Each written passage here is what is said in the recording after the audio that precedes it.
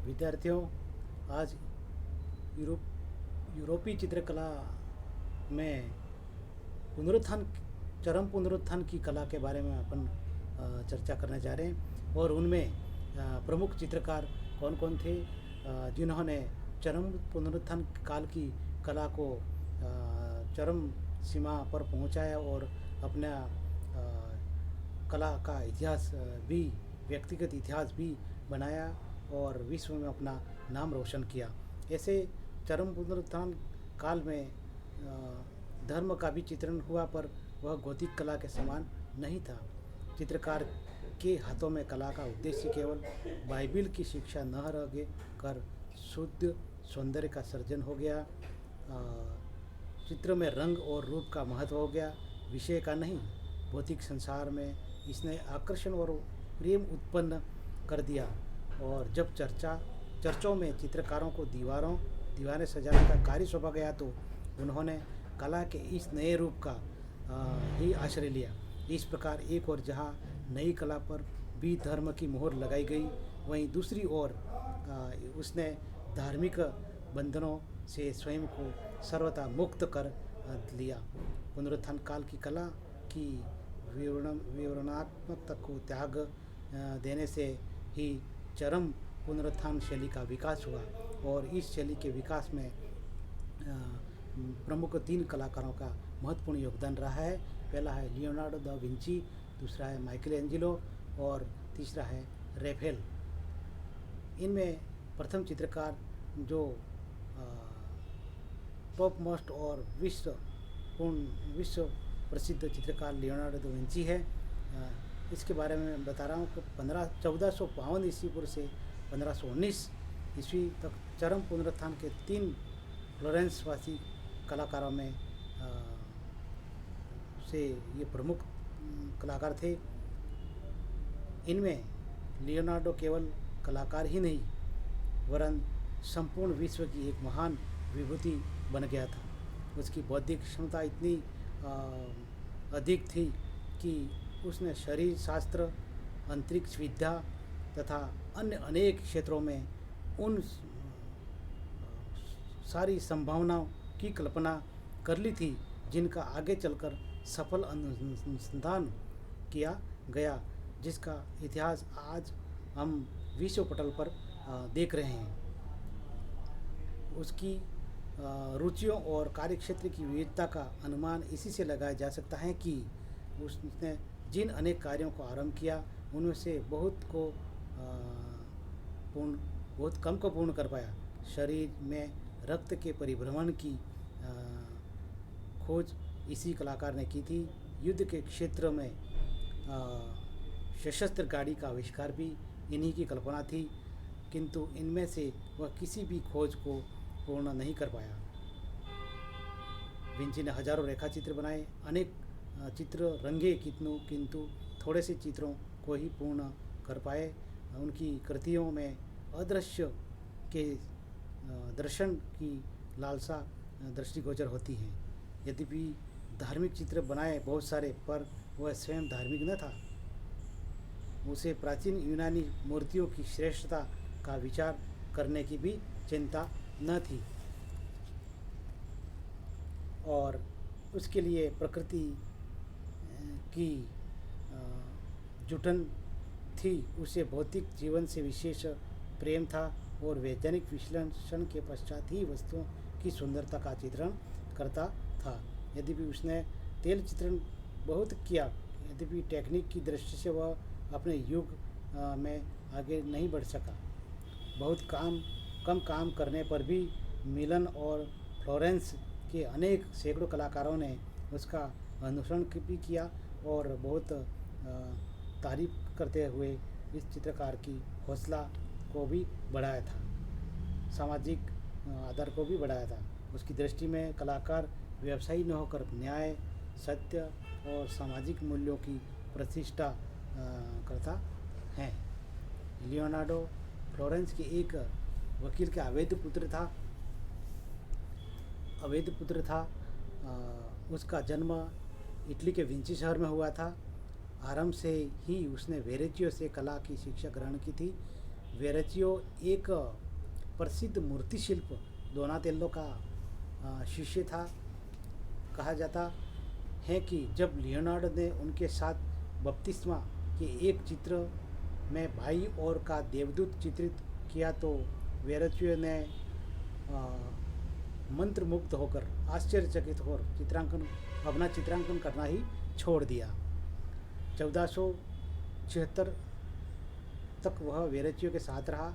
इससे पूर्व 1472 में ही वह चित्रकारों के संघ का सदस्य बन चुका था और 1473 में एक दृश्य चित्र बना चुका था। इस दृश्य चित्र से पृथ्वी की रचना में उसकी रुचि का पता चलता है। चित्रों की सिकुड़नों में, वस्त्रों की सिकुड़नों में नवीन ढंग से प्रस्तुत करने के संबंध में भी उसने अनेक प्रयोग किए, जिसको देखकर भी चित्रकारों ने आश्चर्य किया था। म्यूनिख के मैडोना चित्र में उसने तेल चित्रण तकनीक संबंधी नवीन प्रयोग किए थे। उसकी भी बुरी बुरी प्रशंसा की थी कई चित्रकारों ने। इसमें दानेदार धरातल के पात्र पर ठोस ओस की बूंदें अंकित हैं, जिन्होंने उसके समकालीन कलाकारों को आश्चर्य में डाल दिया था। 1474 में उसने एक व्यक्ति चित्र अंकित किया जिसमें हाथ भी दर्शाए गए हैं।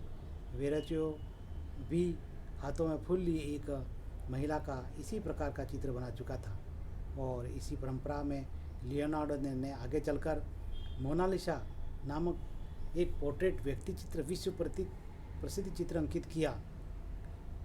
1481 ईस्वी के लगभग उसकी पर्याप्त ख्याति हो गई, क्योंकि उसे फ्लोरेंस के निकट ईसाई संतों ने एक मठ में राज्याधिकारियों द्वारा ईसा की वंदना विषय के चित्रण के हेतु आमंत्रित किया गया था। इससे पता लगता है कि इस चित्रकार ने तब तक अपनी ख्याति अर्जित प्राप्त कर ली थी। इस चित्र में वे सभी विशेषताएं मिलती हैं जो 15वीं शती के अंत में कला का लक्ष्य बन चुकी थी। चित्र का संयोजन पिरामिड के समान ठोस है, उसमें गहराई भी है और गतिशीलता भी है। यह चित्र पूर्ण नहीं हो पाया, पर्याप्त नहीं हो पाया, यद्यपि इससे संबंधित अनेक स्केच उसने बनाए। 1483 में वह मिलान पहुंचा। मिलान के ड्यूक को एक पत्र भेजा था जिसमें एक सैनिक, इंजीनियर, मूर्तिकार, चित्रकार, दरबारी कलाकार, नगर नियोजक आदि अनेक दृष्टियों से उसने अपनी योग्यता का परिचय का विवरण उसमें लिखा था और ड्यूक के दरबार में नौकरी की प्रार्थना भी की थी। कुछ समय पश्चात मिलान पहुंचकर उसने श्वेत रोम युक्त कोट वाली महिला का चित्र अंकित किया। इस चित्र में अंकित युवती निश्चय ही ड्यूक की पत्नी है, शेलखंड की कुमारी, वर्जिन ऑफ द रॉक्स शीर्षक से उसने दो चित्र अंकित किए। उनके संबंध में यह धारणा भी रही थी कि ये चित्र एक साथ आरंभ किए थे, लेकिन ऐसा नहीं था। दोनों चित्रों का समय आगे पीछे था। जो नेशनल गैलरी लंदन वाला चित्र बाद में अंकित किया गया था, क्योंकि पहले चित्र में फ्लोरेंस की परंपरागत शैली का प्रभाव है, इसलिए इन चित्रों को अलग करने में ज़्यादा परेशानी का सामना नहीं करना पड़ता है। लियोनार्डो मिलान में 1499 तक रहा। प्रधानतः वह ड्यूक के दरबार की विभूति के रूप में रहा। ड्यूक के पिता की वह अश्वारोही प्रतिमा विशाल आकार में निर्मित करना चाहता था, किंतु यह कार्य भी पूर्ण न हुआ। उसने अश्वों के अनेक सुंदर रेखाचित्र बनाए। मिलान के ही एक उपासना गृह में ईसा का अंतिम भोज, द लास्ट सफर नामक चित्र वो भी बहुत काफ़ी प्रसिद्ध चर्चित चित्र है, आरंभ किया। 1497 में वह इस पर कार्य कर रहा था। एक तो वह बहुत धीरे धीरे कार्य करता था, दूसरे उसने फ्रेस्को के स्थान पर तेल पद्धति या प्लास्टर की भित्ति पर कार्य करने का प्रयोग आरंभ किया था। इन्हीं दोनों कारणों से यह चित्र स्वयं के उसके सामने ही दीवार पर उखड़ने लगा था। चरम पुनरुत्थान का यह एक ऐसा प्रथम चित्र है जिसमें एक तनावपूर्ण स्थिति और ईसा के शिष्यों की मुखाकृतियों की वैज्ञानिकता पर बल दिया गया है। 1499 में मिलान पर फ्रेंच का अधिकार हो गया और लियोनार्डो फ्लोरेंस लौट आए, जिसके फलस्वरूप वह अपने समय का सर्वश्रेष्ठ शरीरविद एनाटोमिस्ट कहा जाने लगा। इसी समय उसे माइकल एंजेलो के साथ फ्लोरेंस की विजयों की स्मृति स्वरूप दृश्य चित्रों के 2 विशाल भित्ति चित्र अंकित करने को कहा गया। दोनों कलाकारों में अनबन रहती थी, वे एक दूसरे को चाहते भी नहीं थे, फलतः आपस में जलन होती रहती थी। ये वजह के चित्र भी पूर्ण न हो सके। लियोनार्डो ने प्राचीन मोम चित्रण की पद्धति का भी प्रयोग किया, जिसमें वह असफल रहा। 1503 आरंभ हुआ यह कार्य 1505 में रोक दिया गया। इसी अवधि में वह 2 वयस्कों तथा 2 शिशुओं के चित्रण का संश्लिष्ट संयोजन के प्रयोग करता रहा। ये चित्र प्राय मैडोना तथा शिशु ईसा के हैं, जिनमें कोई संत भी साथ साथ चित्रित हैं। इस प्रकार के 2 चित्र ही अवशिष्ट हैं।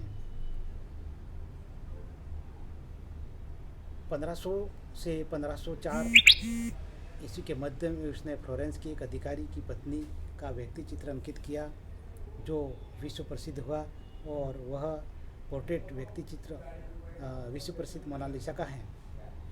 इस नारी के विषय में अनेक प्रकार की बातें भी कही गई थी और चित्र में अंकित उसकी मुस्कान भी रहस्यपूर्ण सी लगती है।